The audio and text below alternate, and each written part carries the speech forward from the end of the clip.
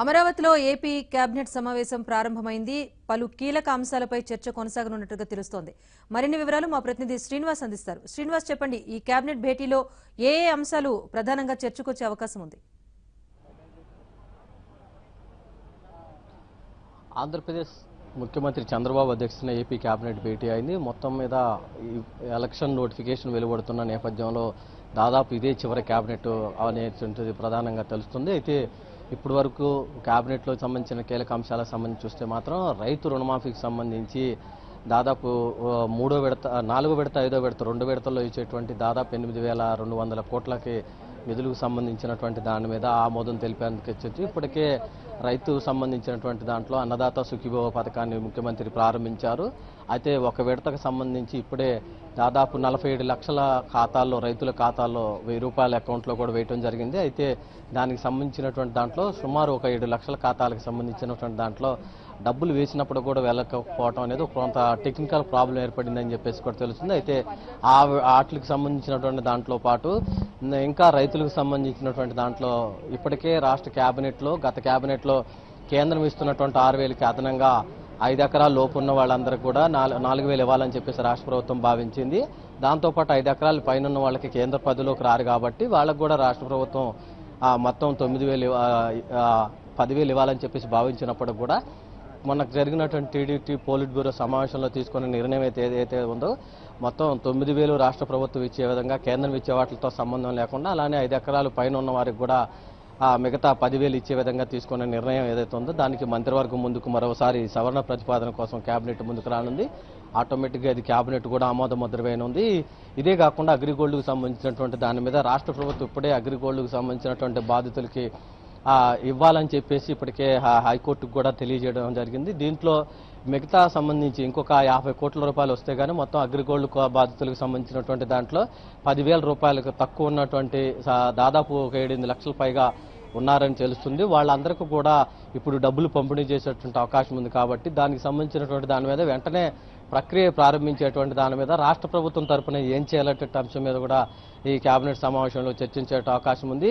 ఇక దీనికి తోడు రాష్ట్రం సంబంధించినటువంటి సిఆర్డీఏ కానీ అట్లానే రాష్ట్ర వ్యాప్తంగా ఉన్నటువంటి వాళ్ళు భూ కేటాయింపులకు సంబంధించినటువంటి అంశాలకు సంబంధించిన దాని మీద కూడా ఆమోద ముద్ర వేసే అవకాశం ఉంది. ఇవే కాకుండా ఎక్సైజ్ కానిస్టేబుల్తో పాటు మొత్తం మామూలుగా ఉన్న కానిస్టేబుల్కి సంబంధించినటువంటి దాంతో పాటు అట్లానే ఇప్పటికే చాలా ఏళ్లగా పనిచేస్తున్నటువంటి ఫైర్ దాంట్లో పనిచేస్తున్నటువంటి కానిస్టేబుల్కి సంబంధించినటువంటి పదోన్నతులకు సంబంధించినటువంటి దాని మీద కూడా పలు పదోన్నతులకు సంబంధించినటువంటి ప్రతిపాదనలన్నీ కూడా కేబినెట్ ముందుకు వచ్చాయి. కూడా ఆమోద ముద్ర వేసేటువంటి అవకాశం ఉంది. ఇవే కాకుండా ఇప్పటికే రాష్ట్ర ప్రభుత్వం సంబంధించినటువంటి దాంట్లో పలు ఏదైతే సంక్షేమ పథకాలకు సంబంధించినటువంటి దాంట్లో తీసుకున్నారో అవి కూడా ఏ మేరకు ఉన్నాయి ఏంటి అనేది, ఎందుకంటే ఎలక్షన్స్ ఒక్కొక్క వారం రోజుల లోపులోనే మొత్తం సార్వత్రిక ఎన్నికలకు, దేశవ్యాప్తంగా ఎన్నికల నోటిఫికేషన్ వెలువడుతున్న నేపథ్యంలో కీలకమైనటువంటి అంశాలకు సంబంధించినటువంటి అన్నింటిలో కూడా పూర్తి స్థాయిలో దృష్టి సారించేటువంటి అవకాశం ఉంది. ఇవే కాకుండా ఇప్పటికే డ్వాక్రా మహిళలకు సంబంధించినటువంటి దాని మీద వాళ్ళందరికీ కూడా సెల్ ఫోన్స్ ఇవ్వాలని చెప్పేసి గత మంత్రివర్గ సమావేశంలో నిర్ణయం తీసుకొని ఇప్పటికే 2 టెక్నికల్ కమిటీస్ కూడా వేయడం జరిగింది. ఒకటి పర్చేజ్ కమిటీ అని 2 టెక్నికల్ కమిటీ ఏదైతే ఉందో అవి 2 కూడా కమిటీకి సంబంధించిన వారం రోజుల్లో నివేదిక ఇవ్వాలని చెప్పారు. దానికి సంబంధించినటువంటి దాని ప్రతిపాదనలు కేబినెట్ ముందుకు వచ్చినట్టు తెలుస్తుంది. అవి కూడా వాటి మీద కూడా చర్చ జరుగుతూ ఉంది. ఇవే కాకుండా కేబినెట్ అయిపోయిన తర్వాత రాజకీయపరమైనటువంటి అంశాలకు సంబంధించి కూడా సహచర మంత్రులతో ముఖ్యమంత్రి మాట్లాడే అవకాశం ఉంది. ఎందుకంటే వివిధ జిల్లాలకు సంబంధించినటువంటి దాని మీద ఇప్పటికే లోక్సభ నియోజకవర్గాల వారీగా ఇప్పటికే అభ్యర్థులను ప్రకటించడంతో పాటు మొత్తం మీద పార్టీకి సంబంధించినటువంటి సంస్థాగత అంశాల మీద అన్నింటి మీద కూడా ఇప్పటికే చర్చిస్తున్నటువంటి ముఖ్యమంత్రి ఇక మొత్తం దాదాపుకి లాస్ట్ కేబినెట్ అనేటువంటిది భావించాలి. ఎందుకంటే వారం రోజుల లోపులోనే సార్వత్రిక ఎన్నికల నోటిఫికేషన్ వస్తున్న నేపథ్యంలో మంత్రులందరూ కూడా కేబినెట్ సమావేశానికి హాజరయ్యారు కాబట్టి తప్పనిసరిగా రాజకీయపరమైనటువంటి అంశాలకు సంబంధించినటువంటి దాని మీద ఎక్కువగా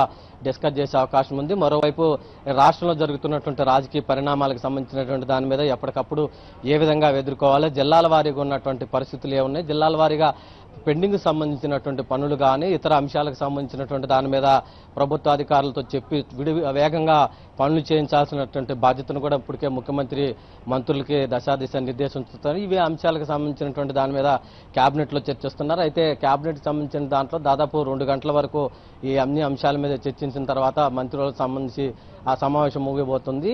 ఆ తర్వాత కూడా మొత్తం పార్టీకి సంబంధించినటువంటి మేనిఫెస్టో కమిటీలో కూడా సహచార మంత్రులు అందరూ ఉన్నారు. వాళ్ళందరూ కూడా మాక్సిమం వీళ్ళతో ప్రత్యేకంగా జిల్లా అధ్యక్షులను కూడా పిలిపించారు. ఆ అంశాలకు సంబంధించినటువంటి దాని మీద కూడా అంటే మేనిఫెస్టోలో ఏ అంశాలకు సంబంధించినటువంటి దాని మీద ఉండాలనేటువంటి అంశం కూడా మా మంత్రులకి ముఖ్యమంత్రి కొంత దిశ నిర్దేశించేటువంటి అవకాశం ఉంది. శ్రీనివాస్, మరి అన్నదాత సుఖీభవ అలాగే ప్రభుత్వం ఇటీవల ప్రవేశపెట్టిన కొన్ని సంక్షేమ పథకాల విషయంలో కూడా కొన్ని ఆధార్ సీడింగ్ విషయంలో సమస్యలు వచ్చాయి. వాటికి పరిష్కారం ఏమైనా ఈ కేబినెట్ భేటీ ద్వారా లభించనుందా?